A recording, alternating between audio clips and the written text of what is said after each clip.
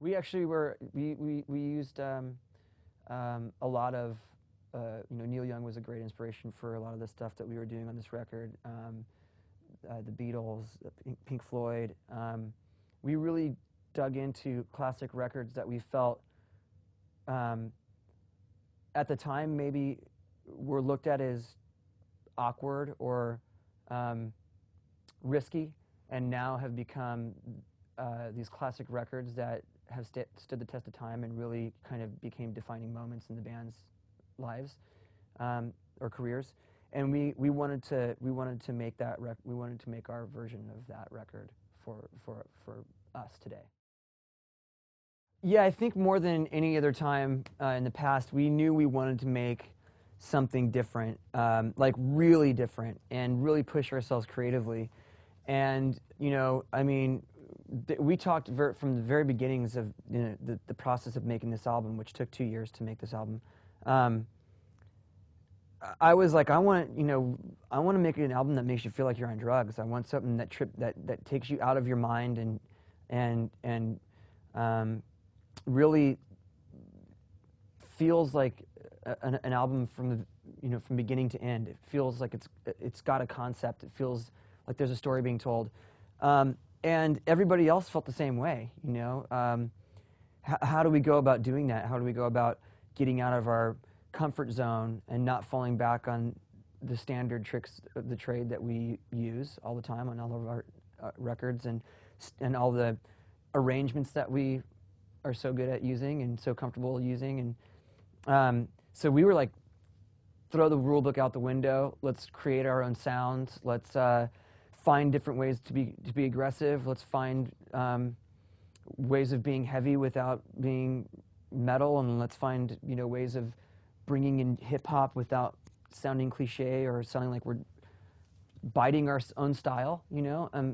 And it's a lot easier to say than it is to do. But we did everything we could to really just get psychedelic and experimental electronic and percussion driven on this record.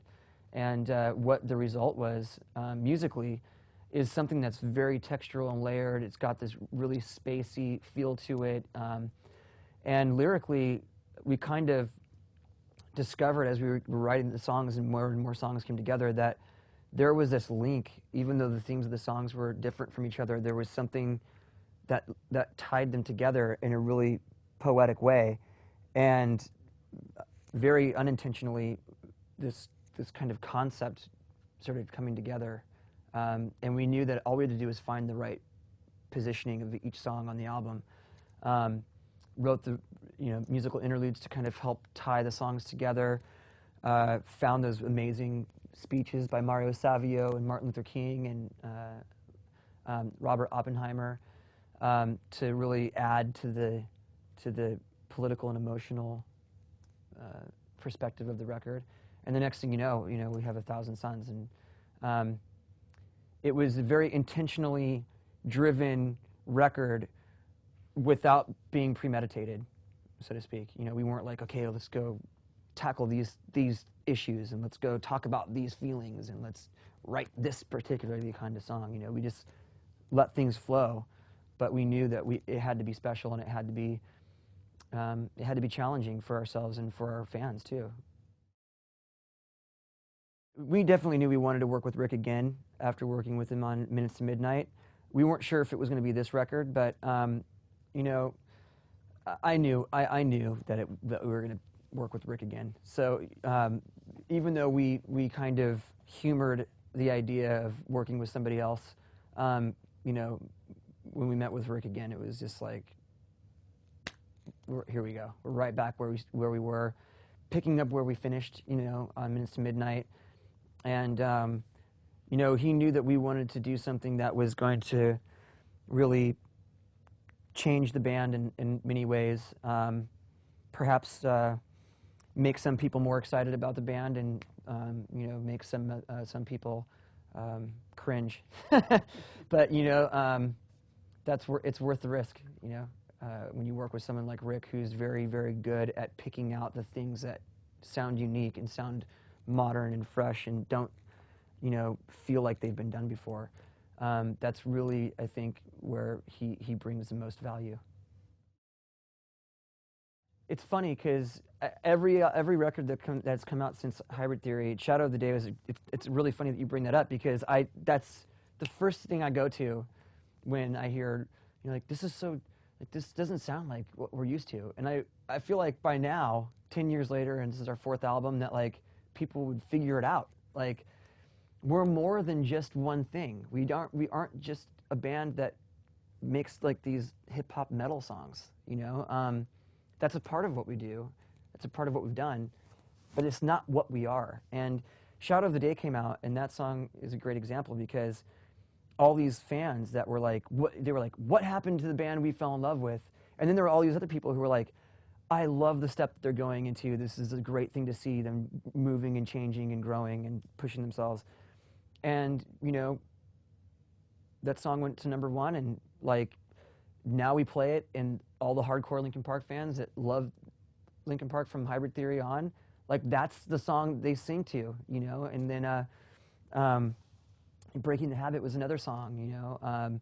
Even on Hybrid Theory, like we had In the End, Crawling, Pushing Me Away. It wasn't like we made this like metal record and rapped on it a little bit to kind of fit in with this new genre, and then came out with these pop mid-tempo ballads. Like they've been there all along. And I think that hardcore fans and people who know Linkin Park, this isn't a shock to them. People who are fair weather or fly by, you know, kind of fans who like things here and there, or think they know what Linkin Park's about, hear it, and they're not going to get it at first. But like I said, you know, we don't concentrate on that kind of stuff. We really concentrate on, is this a good song? You know, there are definitely moments making this album where we were writing like super heavy stuff. There was a moment during making A Minutes to Midnight where I had said to Rolling Stone that this is going to be the heaviest record we've ever made, because we were writing like these just rock songs, and the songs that ended up being the better songs were songs that weren't heavy. And it turned out that, you know, if there was a moment I stuck my foot in my mouth too soon, that was a moment, because it was not the heaviest record we made. So we knew when we made Minutes to Midnight that, you know, the fans that got it and the fans that hung in there and liked that album, they knew that we were going to be on a different path. Fans that love Hybrid Theory and love Meteora, that weren't that excited about Minutes to Midnight, are probably not going to be very happy with this album, and that's okay. Like, you know, our goal is not to write music. Like, I don't call people up and go, hey, so yeah, I'm gonna go make a record. Like, what kind of record do you want me to make?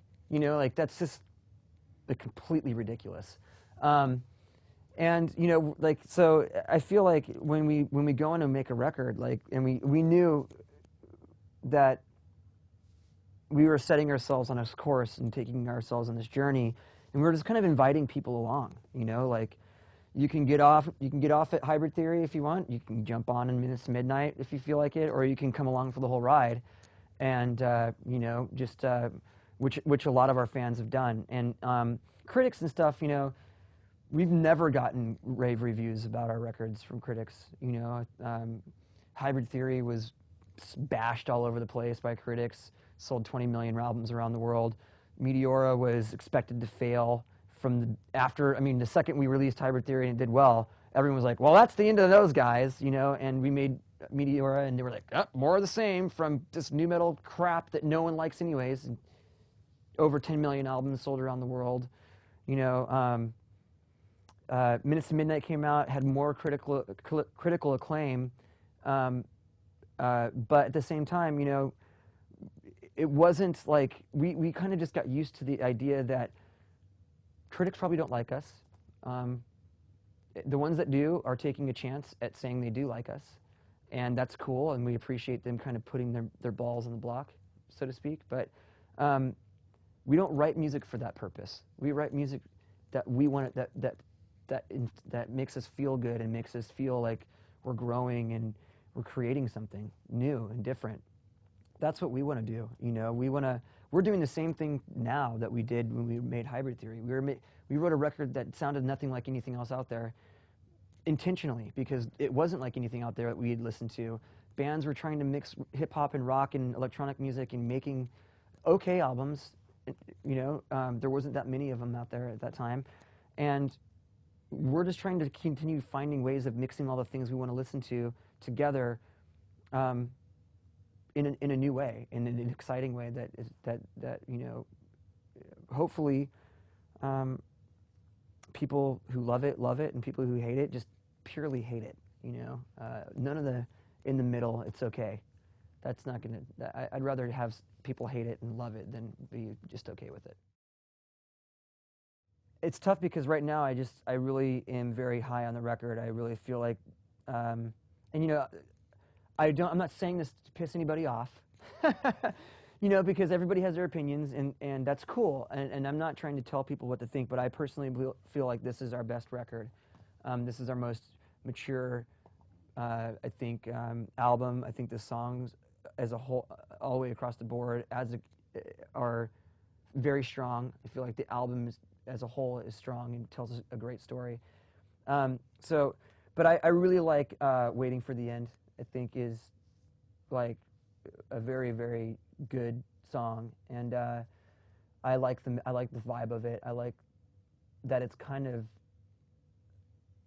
a downer, but it still feels like this like uplifting summer song. You know, like you hear that song and like, you know, Dirty Heads play next to each other, and you're like, yeah, it's a party for some reason. I don't know.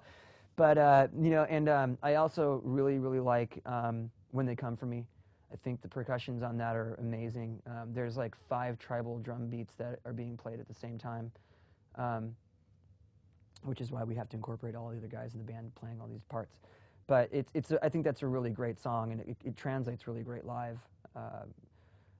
And the close one to my heart is The Messenger at the end of the song. I feel like that's a really vulnerable moment in the record, and it feels like you just got pummeled with all this modern technology mixed with music through the entire album, and it's nice to get that, you know, that break and get down to just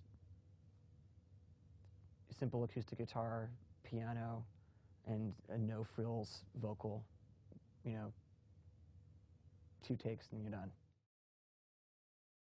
Yeah, that song was kind of like a letter to my kids I was writing. You know, my kids are getting older, as they all do, and my oldest is going to be, you know, he's a freshman in high school this year, so I'm like preparing myself to let him go into the world, and this was kind of like my little, you're going to go out there and it's going to be awesome, and you're going to get kicked around a little bit too, and you know, just know that you always have a place to come home to, where you're loved for who you are.